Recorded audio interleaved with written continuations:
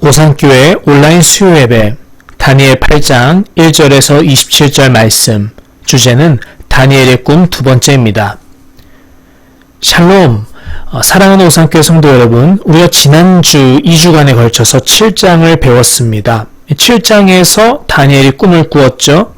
그게 벨사살 왕 원년, 그러니까 벨사살 왕이 처음 왕이 된 직후에 꾼 꿈이었습니다. 그렇게 2년이 지난 후 벨사살 왕 3년째 되는 해에 하나님은 다니엘에게 두 번째 꿈을 환상으로 보여주셨습니다. 그런데 중요한 점이 있는데 바로 다니엘 2장에서 7장까지는 아람어로 기록되었고 오늘 본문인 8장부터는 히브리어로 기록되었다는 점입니다. 히브리어는 이스라엘의 민족의 고유 언어이고 아람어는 당시의 세계 공용어와 같은 그런 언어였습니다. 그러니까 다니엘이 지금 바벨론의 포로로 끌려왔잖아요. 그 바벨론을 비롯한 그 중동아시아의 제국 열강이 쓰던 언어가 아람어였습니다. 그러니까 아람어는 당시에 제국의 언어니까 세계 공용어였고 히브리어는 이스라엘 사람들만의 특수한 언어였다라는 점이죠. 그렇다면 다니엘서가 아람어와 히브리어 두 언어로 이렇게 다니엘 2장에서 7장까지는 아람어, 그러니까 세계 공용어, 8장부터는 히브리어, 이렇게 두 언어로 나누어 쓰인 목적이 무엇일까인지를 우리가 알 수 있는 거예요. 그러니까 2장에서 7장, 즉 아람어로 쓰인 이 부분은요, 이스라엘 민족뿐만 아니라 온 세계 열방들도 다니엘서의 이야기와 예언들을 통해 이스라엘의 하나님을 알기를 하나님이 원하셨던 것 아닐까 생각해 보고요. 8장 이후로 히브리어로 쓰인 부분은 특별히 이스라엘 백성들에게 하나님이 꼭 전하고 싶으신 말씀의 포인트가 있었기 때문이었던 것이죠. 오늘 본문 다니엘 8장부터는 히브리어로 쓰인 부분입니다. 과연 하나님께서 이스라엘 백성들에게만 특별히 전달하고 싶어 하셨던 뜻이 무엇이었는지 함께 알아보러 가실까요? 읽어보겠습니다. 내가 눈을 들어 본즉 강가에 두 뿔 가진 숫양이 섰는데 그 두 뿔이 다 길었으며 그중 한 뿔은 다른 뿔보다 길었고 그 긴 것은 나중에 난 것이더라. 아멘. 다니엘은 이날도 신기한 꿈을 꿨습니다. 꿈에서 눈을 들어보니까 강가가 펼쳐 있었고요. 그곳엔 두 뿔 가진 숫양이 서 있었다라고 하죠. 내가 본즉 그 수량이 서쪽과 북쪽과 남쪽을 향하여 받으나 그것을 당할 짐승이 하나도 없고 그 손에서 구할 자가 없으므로 그것이 원하는 대로 행하고 강하여졌더라. 아멘. 이 수량은 폭력적이었고 강하기까지 했다고 합니다. 이 수량의 정체는 무엇일까요? 다니엘 옆에 있던 천사는 20절에서 그 정체를 이렇게 알려줍니다. 내가 본 바 두 뿔 가지 순양은 곧 메대와 바사 왕들이요. 네, 지금 다니엘이 보고 있는 순양은요, 메대와 바사, 즉 페르시아 제국을 의미합니다. 다니엘은 지금 바벨론 제국의 마지막 왕 벨사살을 섬기고 있는데 갑자기 이 꿈을 꿨다라는 것은 앞으로 나타날 제국들의 모습을 가리킨다라는 것이죠. 그리고 첫 번째 나온 이 숫양의 정체는 바로 페르시아 제국이다라는 거예요. 근데 페르시아 제국을 우리가 메데 바사라고 불러요, 성경에서. 왜냐하면 지난번에도 말씀드렸듯이 먼저는 메데 제국이 있었고 메데 제국에 속한 페르시아 제국, 즉 바사 왕국이 세력을 커져가서 이 메데 제국을 점령하고 페르시아 제국이 됩니다. 그래서 숫양은 두 뿔이 있다라고 하는데 이 첫 번째 뿔보다는 두 번째 뿔이 더 길었다. 그리고 그 두 번째 뿔이 나중에 난 것이다 라는 것을 보아서 첫 번째 한 뿔은 메데를 가리키고 메데를 잡아먹고 페르시아 제국이 된 다른 뿔, 그러니까 나중에 난 더 긴 뿔이 바로 바사, 페르시아 제국을 의미한다라고 보는 것이죠. 이 페르시아 제국이 서쪽, 북쪽, 남쪽을 향해서 받았다라는 말씀을 통해서 보면은 이 지도를 보세요.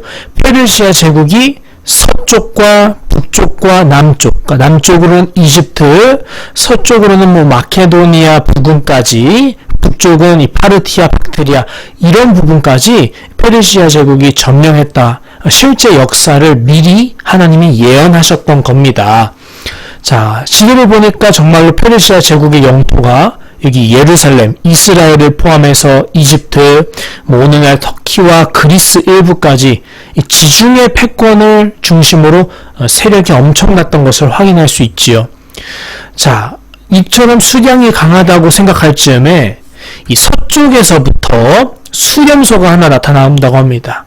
수렴소가 서쪽에서부터 와서, 자, 페르시아의 서쪽에 있는 것은 마케도니아, 이 그리스 지역이죠. 그리스의 마케도니아라는 곳에서 이 숫염소가 왔다라는 거예요. 이 염소 또한 참 신기롭게 생긴 것이 이 두 눈 사이에 도드라진 뿔이 하나 있었다. 그러니까 큰 뿔이 하나 있었다라고 합니다. 그것이 두뿔 가진 숫양, 곧 내가 본 바 강가에 섰던 양에게로 나아가되, 그러니까 첫 번째 메데 페르시아 제국에게 나아가되 분노한 힘으로 그곳에게로 달려가더니 내가 본즉 그것이 수장에게로 가까이 나아가서는 더욱 성내어 그 수장을 쳐서 그 뒷뿔을 꺾으나 수장에게는 그것을 대적할 힘이 없으므로 그것이 수장을 땅에 엎드려뜨리고 짓밟았으나 수장을 그 손에서 벗어나게 할 자가 없었더라. 아멘. 그러니까 나중에 나온 게 숫염소고 헬라 제국을 의미하는 거예요. 이 숫염소 또한 수량 못지않은 패왕이었어요. 그러니까 메데 페르시아 제국을 의미하는 수량의 두 뿔을 꺾어버렸고요.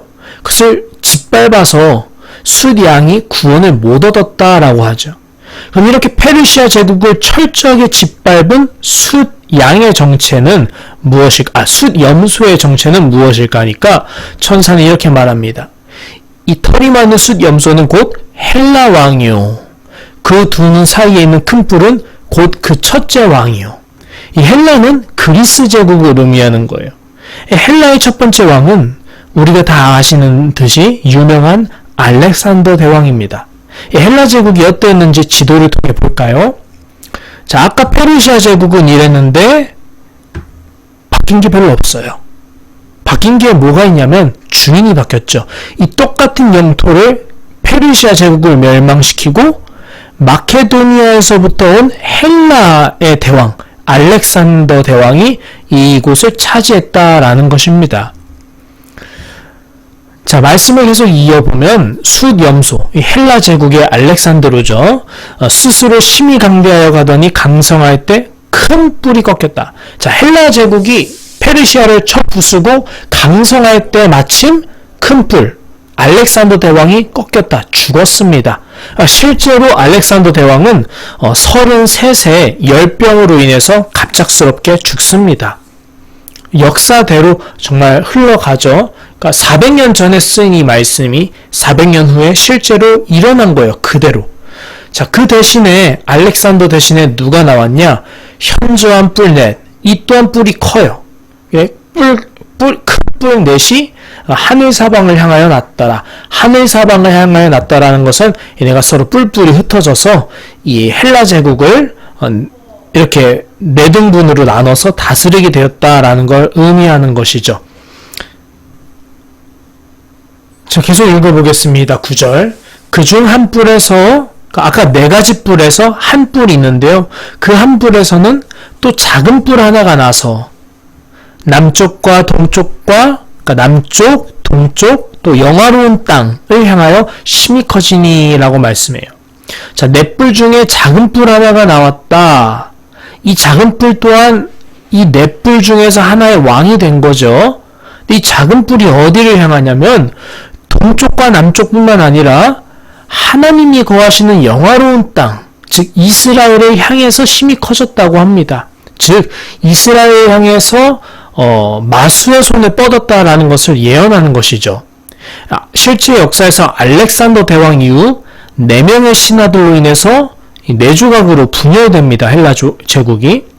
그리고 서로 잡아먹지 못해 안달이었는데 특별히 이 헬라 제국의 이쪽 시리아 부분이죠. 이 시리아 부분에 이 셀류쿠스라는 왕이 다스렸고 이 셀류쿠스 왕조에서 한 왕이 나요. 그 사람의 이름이 바로 에피파네스입니다. 에피파네스.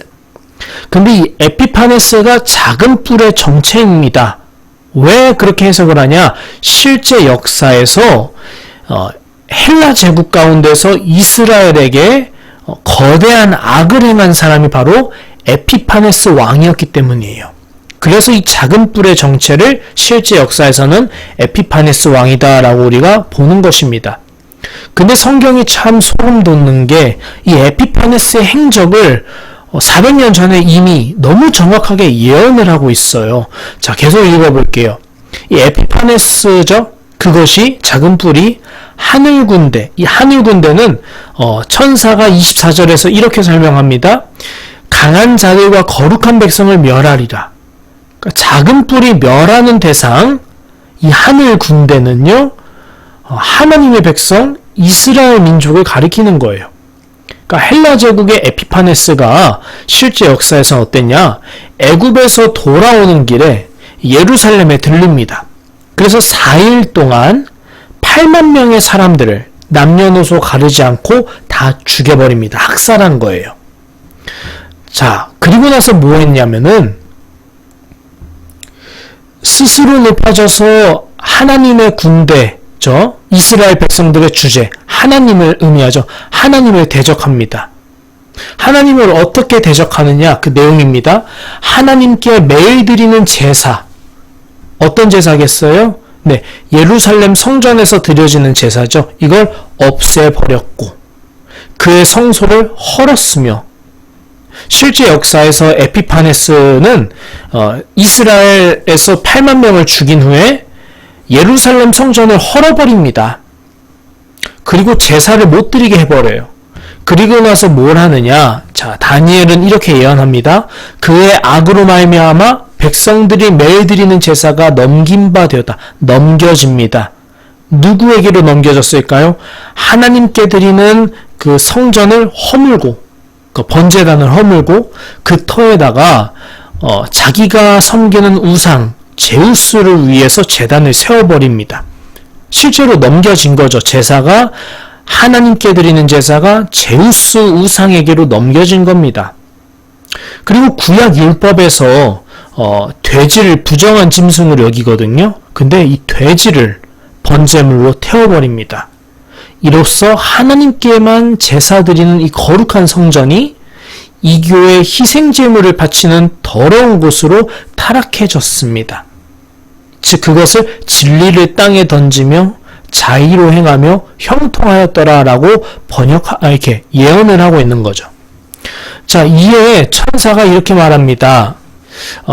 환상에 나타난 바 매일 드리는 제사와 망하게 하는 죄악에 대한 일과 성소와 백성이 내어준 바 되며 짓밟힐 일이 어느 때까지 이를꼬 하매 그가 내게 이르되 2300주야까지니 그때 성소가 정결하게 되리라 하였느니라. 아멘. 자, 2300주야. 이 주야는 낮 주자에 밤 야자니까 하루를 의미합니다.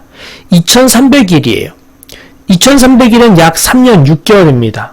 실제 역사에서는 정말로 약 3년 6개월 정도 후에 에피파네스 왕을 대항해서 이스라엘의 마카비라는 사람이 혁명을 일으킵니다. 그것을 마카비 혁명이라 해요.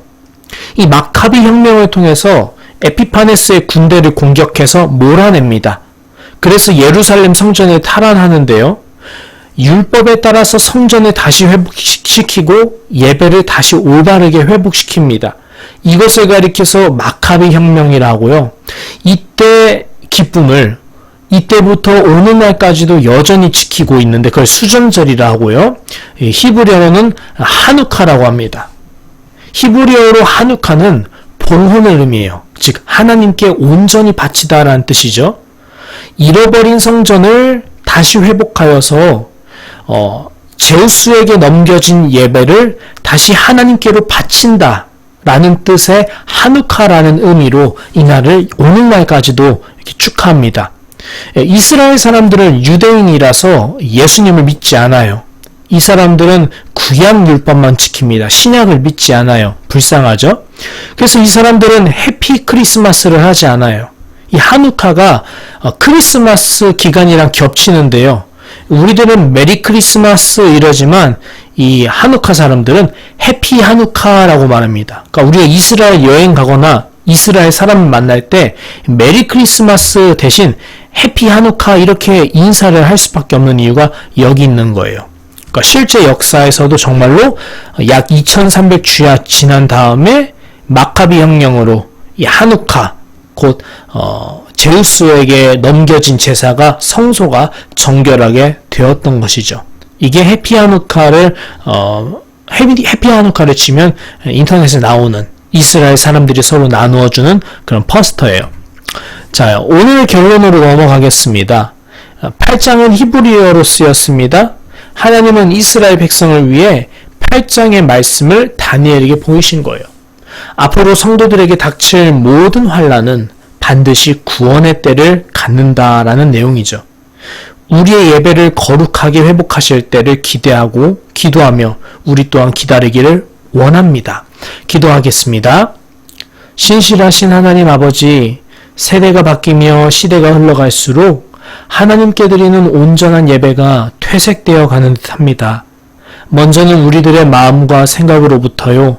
다음으로는 우리의 삶의 자리에까지 말입니다.